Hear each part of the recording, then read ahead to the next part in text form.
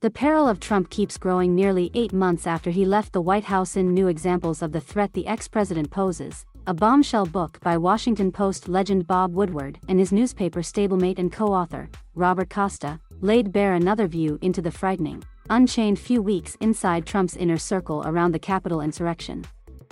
And Milley was far from alone in his concerns. The then head of the CIA, Gina Haspel, feared an out-of-control Trump was on the path to a right-wing coup or might lash out at Iran. And in another staggering move, the reporters say Milley also had back-channel contacts with his Chinese counterpart, who was alarmed that even Beijing could be in Trump's sights.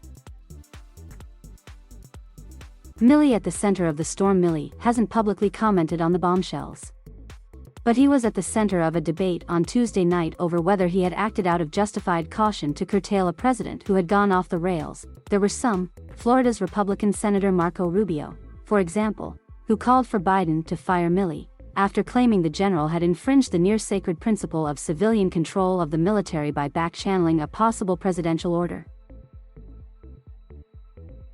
At the very least, the chairman of the Joint Chiefs is going to come under pressure to explain his side of the story to Congress. The level of documentation in the new book, including a transcript of a call in which House Speaker Nancy Pelosi and Milley agreed on the danger posed by the then-president's crazy behavior, suggests there may be more to tell. On Tuesday night, Trump lashed out at Milley, calling for action against him. For the record, I never even thought of attacking China.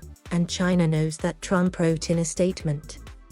The people that fabricated the story are sick and demented, and the people who print it are just as bad.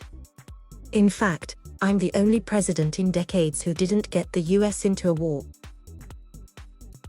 Why Trump cannot be ignored. The book raises multiple alarming issues. That people behind the scenes were even more frightened than outsiders about Trump's behavior after he incited the sacking of Capitol Hill puts the national trauma of early January in an even graver perspective. In 2016, the idea that Trump was temperamentally unfit for the White House was a core argument of his Democratic foe Hillary Clinton, who warned that a man you can bait with a tweet is not a man we can trust with nuclear weapons.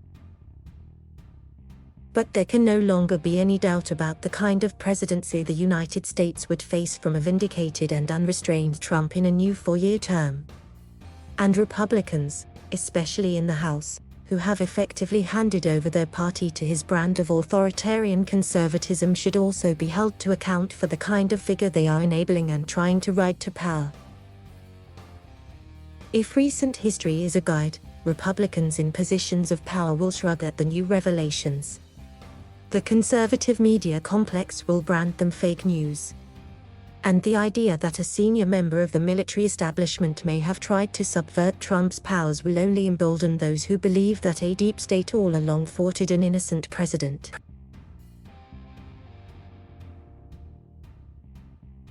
Thank you for watching. Please subscribe.